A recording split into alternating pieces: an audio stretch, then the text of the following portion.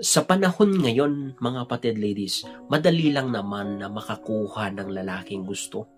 Simple at napakadali. Unang-una sa lahat, bigyan mo siya or pakitaan mo lang siya ng cleavage, ganon.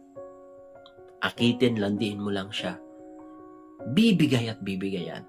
Because if you want to get a man, it is through his eyes, not through his stomach.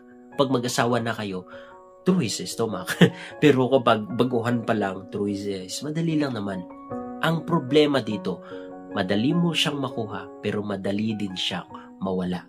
Alam nyo ang pinaka-challenging dito, it's not about kung gaano mo siya kadaling makuha. It's about kung sino yung lalaki na mag-i-stay sa'yo sa hirap at ginhawa, yung tutulong sa'yo, magmamahal sa'yo, magpapahalaga sa'yo. Yun yung mahirap makuha. At hindi mo yan makukuha sa pamagitan ng cleavage, sa pamagitan ng panlalandi mo. Makukuha mo yan sa pamamagitan ng kung anong meron ka inside you. Your heart, your mind, your character, and the way you treat a man. So, mamili ka. Gusto mo ng pamandaliang kaligayahan? Panandali ang lalaki na madali ring mawala?